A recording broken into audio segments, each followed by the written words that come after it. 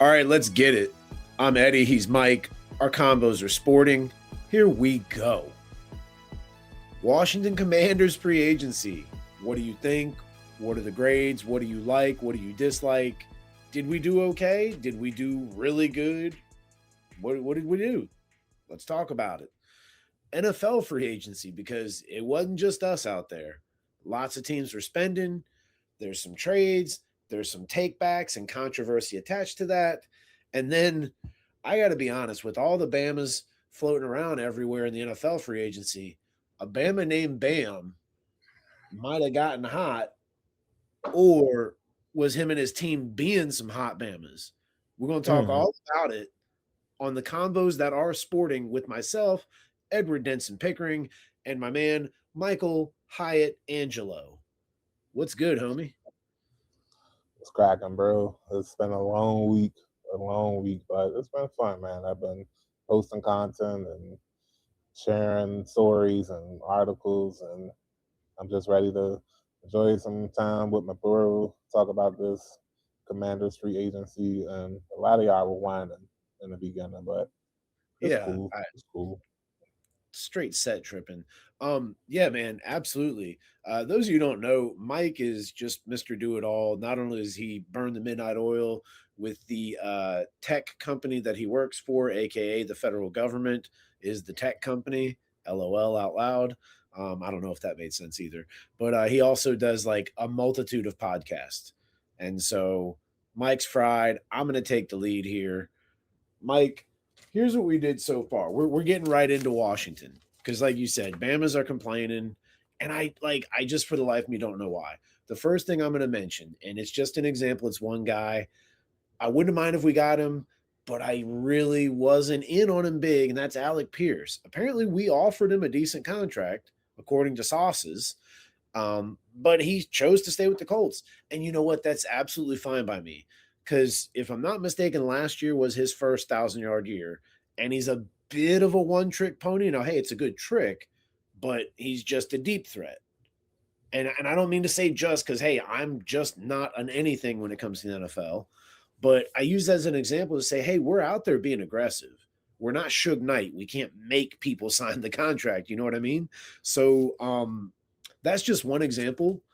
But I'm going to go ahead and list our free agents. And then if you want to chime in at any time, a particular one that you liked, and then, maybe one that got away too, we can talk about that, of course. So Okay. obviously, the big one is Odafe Owe. I hope I'm saying that correctly. Uh, he actually, I believe, if I'm not mistaken, he played for the Ravens and then went to the Chargers Correct. and then came to us. They traded him to the Chargers for a seventh round pick this past season. Wow.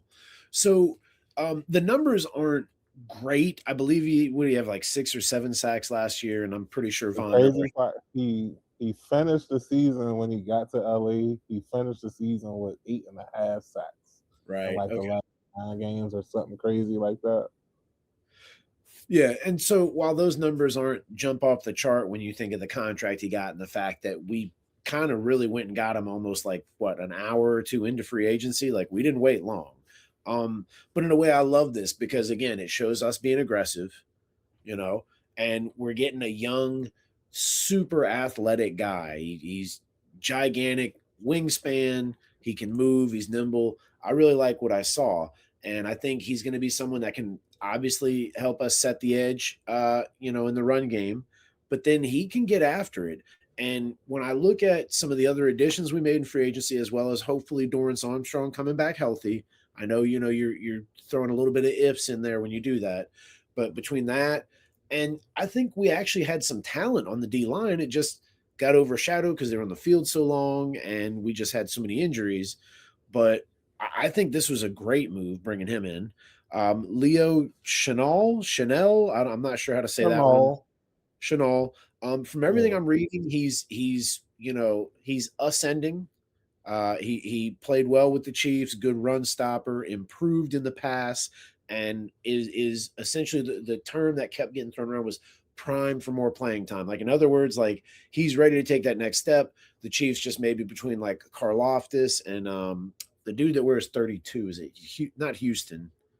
I can't remember the name, but solid linebacker. I think Chanel was behind him. Amik Robertson, I like filling a need. I feel like this is one of those, you're gambling in the free agency. So he apparently had a good year 2 years ago. I think he came from Detroit, so obviously he saw Jefferson twice, um, DJ Moore, a few other guys in that AFC North, and he held his own. He didn't play great, but he held his own. But then last year, kind of took a step back. So this might be one of those gambles. But again, we needed DBs, we needed guys with experience.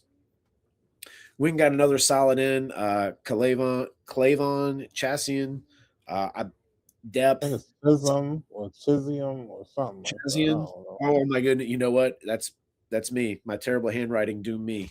I'm my own worst enemy here. Um, I love it. Solid guy. Patriots had a solid defense last year. He was a contributor. I like it. Let's add some depth, some rotation. Here's a big one, and I know Mike's big on it. Your Maryland Terrapins own Chink Akono Akonakwo Akonowako. Oh my goodness, my English. Okonkwo. Okonkwo. Thank you, Mike. Look at you, so eloquent with the words. Anyway, yeah, Maryland Turpin, young dude, fills a need, and then I'm going to throw this out there: producing in Tennessee, where there was a carousel of quarterbacks for the time he was there. Yes, Cam Word last year. Yes, I see. Mike is showing me his phone with the Maryland Turpin logo on it. I don't. Yes, he did go to Maryland. Nick Cross, another Maryland guy, safety. I'm liking it. We're getting young. We're filling needs. And then I, I'm I'm kind of excited about this one because it tells me that he wanted to come back because he was here when things were a little different, even though he had some success, but also a local guy. And I know you've heard me talk at length about this. The Maryland guy is local for sure, but Virginia Tech's own Tim Settle Jr. returning, adding depth to the defensive line, loving it. And we talked about what needed to be done. They heard us loud and clear. Tunsil re-signed, best at his position. It needed to be done. So while that is not necessarily free agents, oh, and Mariota, Marcus Mariota has Well, I also, forgot about that. Yeah. yes, he's also been resigned. Tressway was resigned way, way, way, way earlier than all these other guys. So stability across the board, loving it. Mike, what do you like? What don't you like? Were there any missed opportunities in your opinion? I was about to say it's something that it's nothing that I don't like, but actually it is a couple of things I don't like. I don't like that they offered Linderbaum as much money as they offered him, nor do I like that they offered Alex Cross. That's crazy. Alex Alex Pierce, Alec Pierce. I'm sorry. No, I don't like that they offered him 30 million. Like, thanks, bro. Like, seriously, thank you for declining that Yes, contract. Like, I, seriously, I do no agree with that. disrespect to you at all, but paying you 30 million, bro, I'm not with it. I mean, I'm not with it. I'm sorry, my tongue is twisting like a mug on these shows, but nevertheless, Happens to you. um, the only complaint that I have is that they didn't bring in a receiver, but Ayuk, the 49ers, they're holding them hostage. Like, bro, just let the Bama walk. Like, y'all Give don't them, want them anymore. Just uh, let the Bama walk and let us sign them for a nice 1 year deal, like Jonathan Jones from CBS is reporting. And I think all will be well. But uh, yeah, bro, not you as in y'all, but some of y'all watching this episode, you are the you that I'm talking about. you know who Y'all you are. complain so much in the beginning of the free agency. I mean, it wasn't even 1 o'clock yet. And people Exactly. were like, "Oh, Adam Peters is the worst GM. He sucks. He never does this. He never does that." And then, bam, um, always signs the first big domino to fall. And at the end of the night, y'all still whining. Oh, we overpaid for this bum and yada yada yada. And then next thing you know, they lose their freaking mind on Wednesday afternoon. They sign two Maryland Terrapins. Eddie mentioned them already. They bring in more defensive line depth. I don't even think you mentioned the signing that happened this evening. Um, I didn't send it to you because I was recording the classified. Charles Ominu or Ominu, Classified. yeah, he's a former edge player from the Chiefs. They signed him from for a 1 million. I'm sorry, 1 year, $7 million deal. And honestly, I'm just going to tell y'all straight up. I did. This is my third show that I'm doing this week, and I mentioned it on the first two shows, so I have to mention it on my baby. I have to mention it on Sporting Convos. That Vikings game that the Commanders played in 2025, it hurt so much to watch our offense get shut down like that.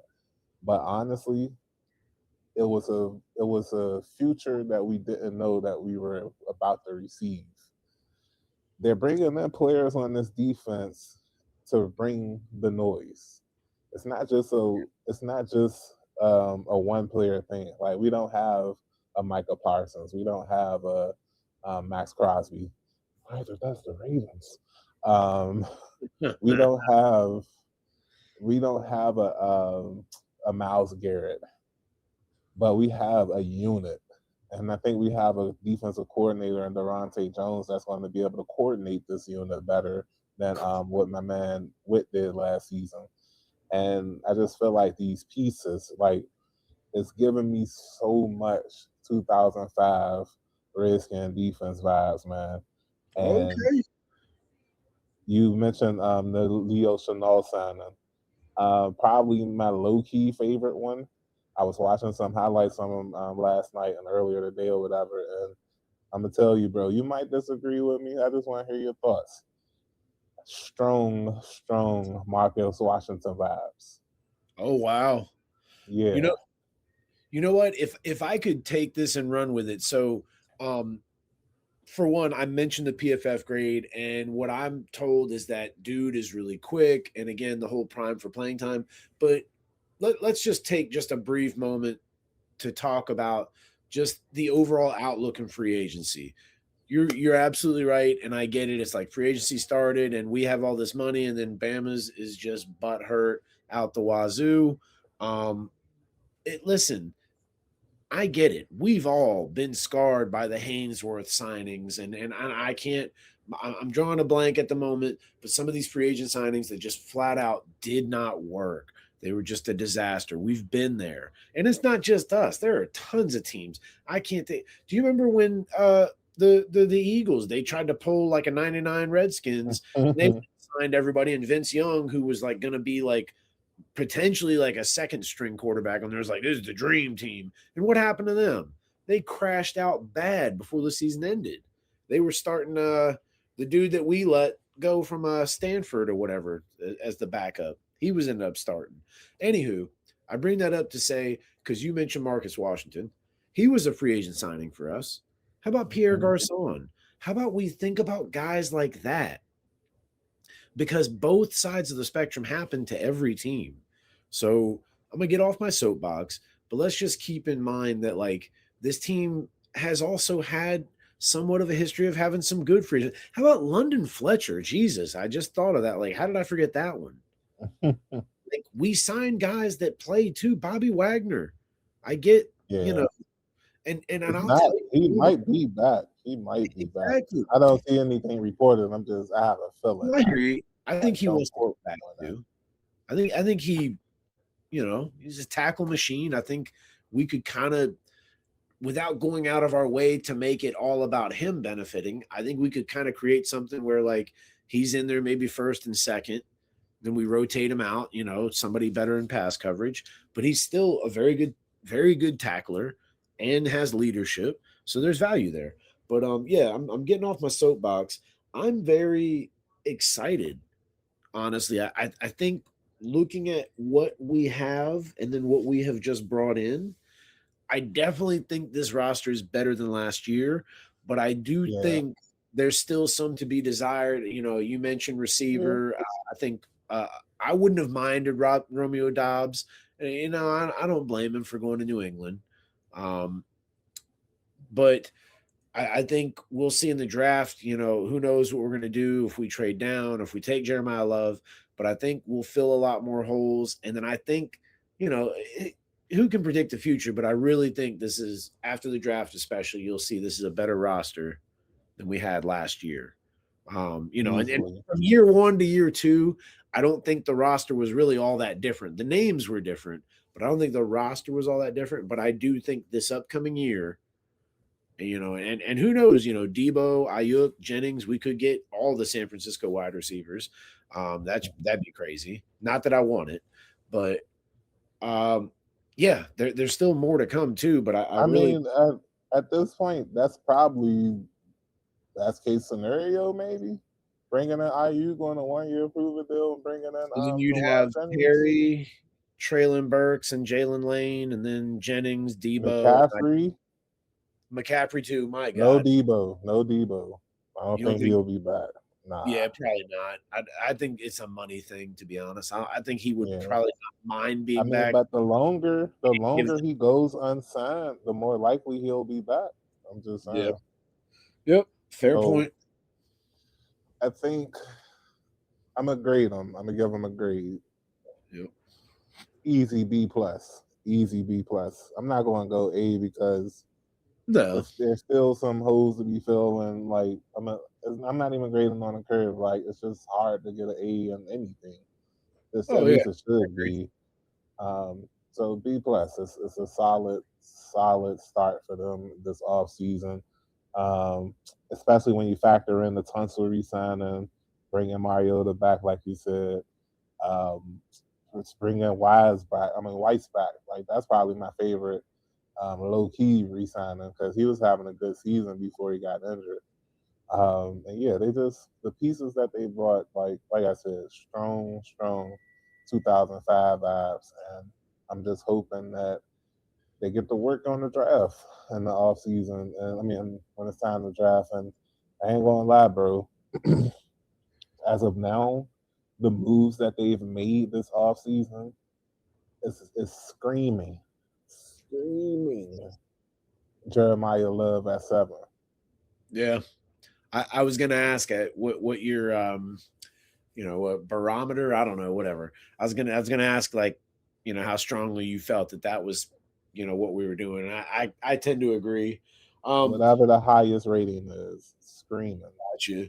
So, hey, as I mentioned, we weren't the only team signing players, True and that. you just gave us a B plus. Is there any team out there that you whether you want to just talk about, you liked what they did, or you think maybe they graded better than us, or maybe there's a team you thought did worse than us? Not necessarily trying to bash anybody, but you just were surprised they didn't do more. Mm, honestly, not really. I don't know if it's just because there's a lot of talent available this free agency or what, but no, I keep saying that, and then to I keep saying that, and I always come back to this one team, Atlanta, bro. Like, what are y'all? You signed you signed Kirk What, Cousins. Tua? You signed Kirk Cousins for a lot of money, and then drafted a quarterback in the top 10. That goes to hell. Like, just excuse my French, but it's just whatever. Like, just the absolute whatever the worst could happen as far as that situation goes. What do you do to fix it? You bring in Tua Tagovailoa.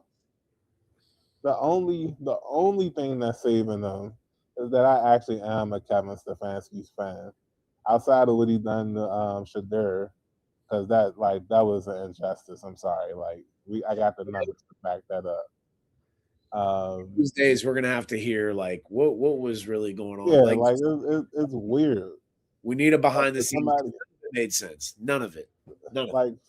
like for somebody as reputable as Stefanski to do some Bama stuff like that, I'm just Yeah, like, I don't know, bro. But I definitely. digress.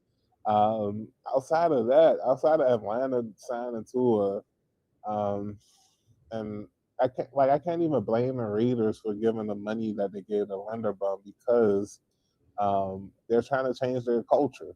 They needed a culture setter, and I thought Well, they're Max about to Crosby draft was the leaving. quarterback.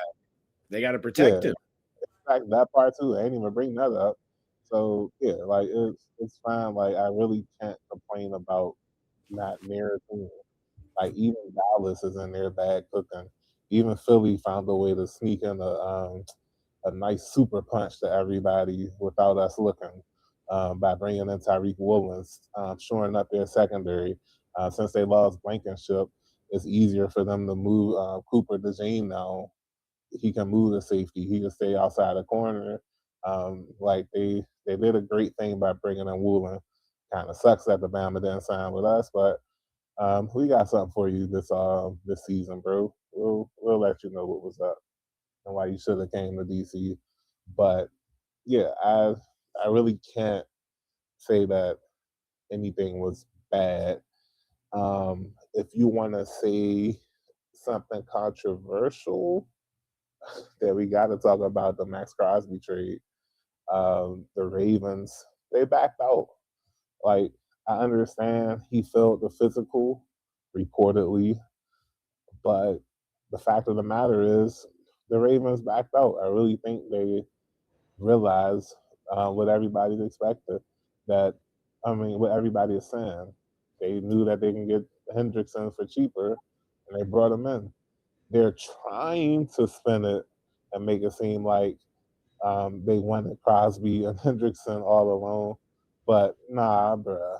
I saw y'all cap space. Y'all were 10 million over the cap before the Hendrickson signing while you still had Crosby on the roster. So how you were going to sign him to a 4 year, $112 million deal when you were 10 million over the cap?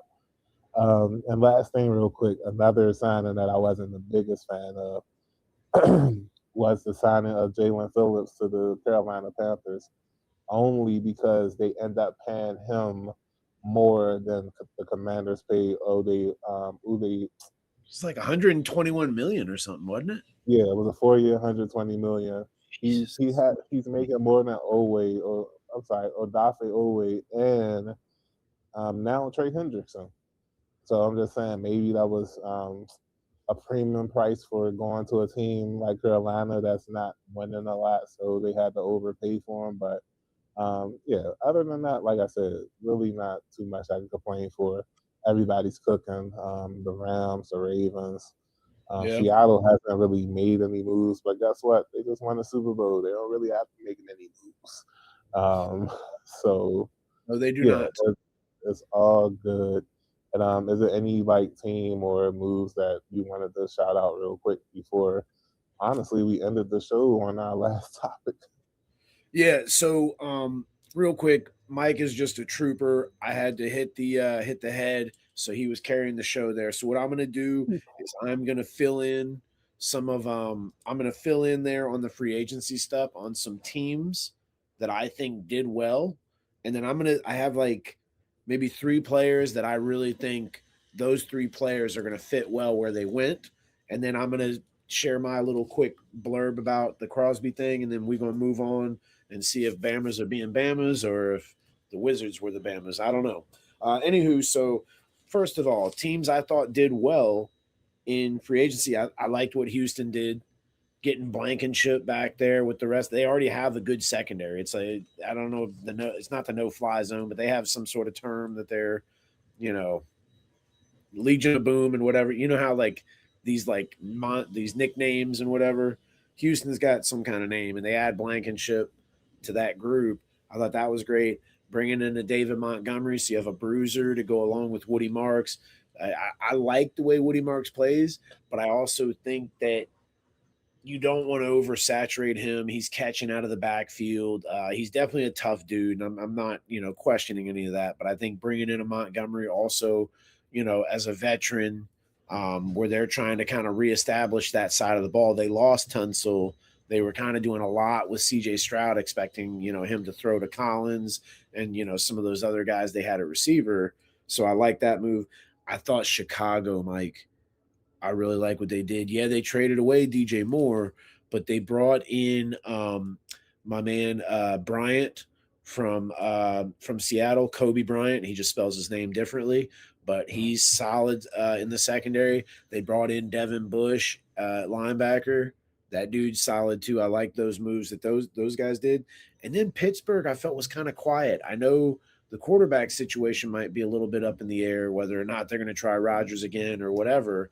But you trade for Michael Pittman. Um, Dang it, you bring in a Rico Dowdle, and then they had one other guy they just picked up, and I felt like all three, they like the way they play. They're kind of that toughness. They fit the Pittsburgh mantra. You know what I mean? I'll think of it in a minute, and I'll get back to you on that part. But then individual players that I really like that I think are going to be a good fit where they went. I like Isaiah Pacheco going to Detroit. Him and Gibbs, yeah, they're of similar size and stature. Obviously, Gibbs is your everything back. You know, you line him up at receiver, what have you. But they don't really want Gibbs taking all those bumps and bruises, which is why they had Montgomery, and that's where Pacheco comes in. Maybe some goal line. Obviously, he'll absorb some of the contact they don't want Gibbs absorbing. And then kind of an obvious one, but I really think it's going to be perfect because he's going to pretty much be an every down back. You're going to a great offense, and that's Kenneth Walker the third going to the Chiefs. I mean, you know, a little bit of a captain obvious, but a dude that big who has good hands and is just kind of smooth, moves well, has some patience, but also he had like 8 or so runs of 20 or more, and I think the Chiefs only had like 2 all year. So those were definitely big time moves, in my opinion. Um, as far as the Crosby thing, it's kind of weird because at first it kind of looks like, well, the Ravens realized they didn't want to give up those draft picks. They could get Hendrickson for cheaper. And so that's what they did. And I feel like you're going to, and if Goodell's going to almost have to do something here. And then I heard this theory on the other end, but you kind of disproved a lot of it. So for starters, for the Ravens to be like, oh, his knee, I mean, that's obviously made a, they came up with something because he had knee surgery. Like, I don't think, did anybody expect him to all of a sudden be ready to play when they signed him? Like, they knew that. Like, you can't tell me they didn't know he had knee surgery. But then you could also argue that by the Ravens taking on Max Crosby, they couldn't re-sign Linderbaum. And I don't know if that was the Raiders' goal all along, was to kind of create this sort of like tipsy-turvy kind of like, well, we've tied their hands up here. Because as you mentioned, they were over the cap, but they lost a lot of free agents. And I don't know that situation was directly the causality of it, but it wasn't not the cause of it. So I don't know why I said causality. I was trying to sound smart. It should have just been cause. But anyway, so they get rid of all these guys because they brought in Max. And so listen, if it was an AFC North team that did this, and I don't know why those teams would trade anyway, but if that's what was the case, then this might make a little more sense. But I just can't in my mind think that the Raiders' plan all along was to somehow bleed the Ravens dry of all these players they had. They lose 2 tight ends. I believe they lost a fullback. They lost a center. They lost a number of guys. But I just feel like this is one of those things where, like you said, they were over the cap, so they're going to have to kind of let those guys walk anyway, unless those guys were going to play for the low. I honestly just think it's the Ravens saying, hey, we want to keep these picks. And they, like, in the 25th hour, found a beacon of hope. So I don't know what can you do? I don't know. I don't, maybe one of those draft picks that they were going to give up gets taken away. That might be a little harsh, but I don't know. Something's head's got to roll, like, because this is all out in the open. And while there might not be any rules against it, you can't just, like, it's kind of messed up. Also, too, I don't know how much legal action can be taken, but Crosby could argue, like, hey, my market has all of a sudden become so watered down because of what these two teams kind of did here. So I don't know if there's a case to be made there or not. I mean, he's obviously got a ton of money. Seemed like he was pretty psyched to go to Baltimore. Which, yeah. And then they even had Lamar restructure for when Hendrickson came in. So I, I don't know, man. It's crazy. Shout out to my wife vacuuming upstairs. I do know I have a better take on Bam Adebayo's 83-point game now. All right, let's So talk for about it. those that have been living under a rock, last night on March 10th, Mario Day, um, the Wizards faced the Miami Heat in Miami, and Bam Adebayo scored the second most points in NBA history. He scored 83 points. He surpassed Kobe's 81, second only behind Wilt Chamberlain's 100. And since there's been a lot of debate on if that even happened, a lot of people are now recognizing that as the NBA record.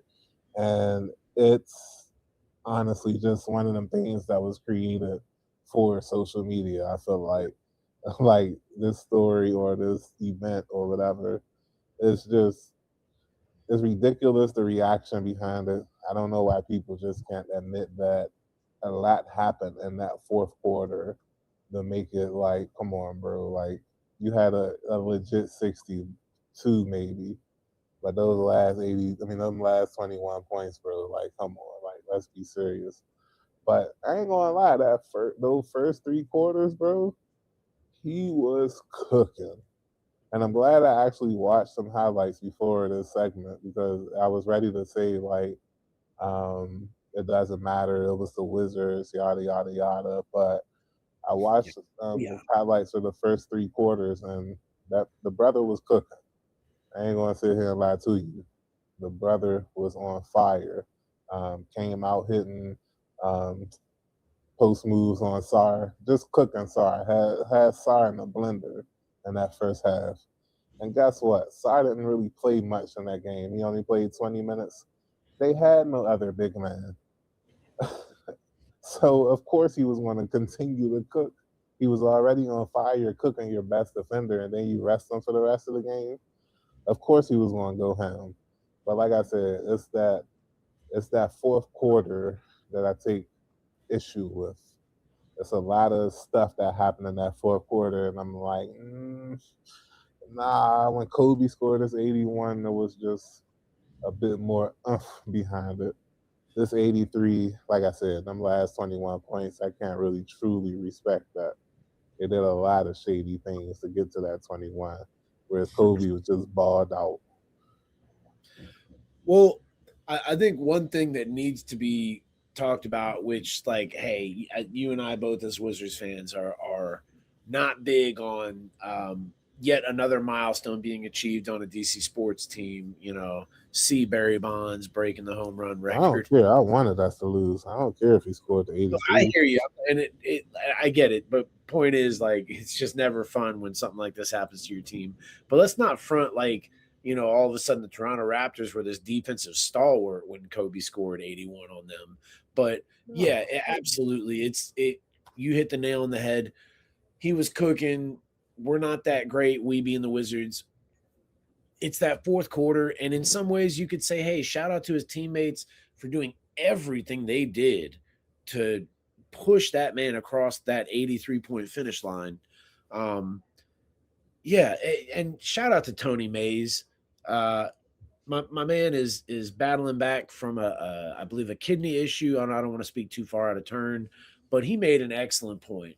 So when you look at all of the missed free throws. The fact Bam was 7 of 22 from 3-point range. I don't know how many of those threes came in the fourth quarter or late in the fourth quarter, but you look at ball all that up that they were doing to get this man his 83 points and then go and see like a Lance Stevenson, which I get some of has to do with the fact that it's Lance Stevenson.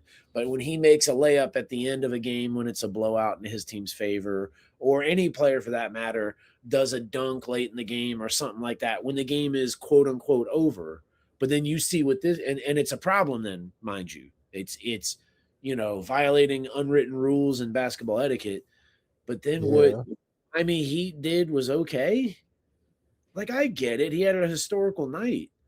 But at what point I mean, if I'm not mistaken, did he not have 70 going into the fourth quarter, or at least at some point in the It was fourth like quarter? 62 or something like that. Yeah, so okay, and I'm not trying to rain on his parade. If you don't like it, stop it. I totally agree with that whole narrative. But at what point does it kind of become overkill? It is one thing, we want to make those jokes, Dave Chappelle playing the kid in video games in the hospital, ha ha ha, not letting up on him. Again, I get all that. It's a man's world, man's league. Um, it just, I don't know, man. I would tend to agree that, Kobe's might have had more validity just for the fact that he was shooting from the outside more, whereas Bam was getting a lot in the post, and then 43 points off a See, free I ain't throw. even mentioned that. So 43 that's free throws. Nah, he didn't score 43 points off of free he throws. had He just he had had, 43. Excuse me. I misread that stat. nah, But I get it. having said that, the fact that he had that many opportunities, I'm look, the game was decided, I'm sure, probably by halftime, if not beginning, middle of third quarter. So I'm not trying to like allege cheating and conspiracy, but I'm also saying like, we can't have it both ways here with this kind of stuff, with what I mentioned. Good for Bam. I Wilt's 100 still counts as far as I'm concerned. I wasn't there. I don't, and nothing to do with him being a Kansas Jayhawk either. It's just simple point that Then why you mention it then? because why wouldn't I mention them anyway? Yeah, I is what it is. Is what it is. What do It's you like, mean? nah. Because I'm a Kansas fan, you make them faces at the camera. I'm a Kansas fan, but I never saw Wilt play, but I just can't imagine we're gonna have him hold up a sheet of paper that says 100. We're gonna take a picture, and all these old heads are gonna talk about it, and all these rules were changed because of him. But then, oh no, it never really happened. Like what? Get the hell out of here. Get the hell out of here. So, hey, that wraps up our show. We are so appreciative of all of you who listen. Please, we got a handful of comments from the last show, and that really was just, it made both our days. Um, yeah, hey, please reach out. If there's something you want us to talk about, if there's something you want us to revisit, if you want to kind of, have a little friendly debate about something, by all means, let us know. We might be able to get you on the show. No promises, but we we we just like doing this. We don't get paid. So it's all Not for a love of the game. time. All for love of the game. So anytime y'all want to support us in any way, even with just like a little like or a little comment or whatever, we appreciate it. Thank you. I do want to end on a funny note, because I'm kind of being condescending when I say this. The Atlanta Hawks have canceled a Magic City night. I Now people are blaming Luke Cornett, and I'm not saying you can't blame him or he didn't, he wasn't a trailblazer in stopping this for whatever reason. I just What on earth is a Magic City night at an Atlanta Hawks game really supposed to look like? Let's be honest, because there at some point could be some kids. But are you want dudes getting lap dances in the stands? Because I just can't imagine if you had some very talented workers that the players on the court wouldn't be distracted too. Like, what are we doing here, really? Now listen, I love the ladies. I think they're gorgeous. You get a woman with a beautiful body, and hey, You forget love about it. her. Who? Where's she at? You love her. But exactly, like, what are we doing that we were even thinking about actually doing this? Because if that was a thing, wouldn't Uncle Luke have wouldn't he have done a game in Miami like this already? Been done it. He would You have know what I been mean? done multiple by now. Him and the whole crew that was just too live, just too live. Mm-mm-mm. Yeah, man. I don't know. I had to throw that one in there because I'm like, are you? Like, don't be wrong, I'm not trying to sound like a square or some kind of prude over here, but like, what were we really? Y'all, y'all 80 bounders love doing puns. Can't help yourselves.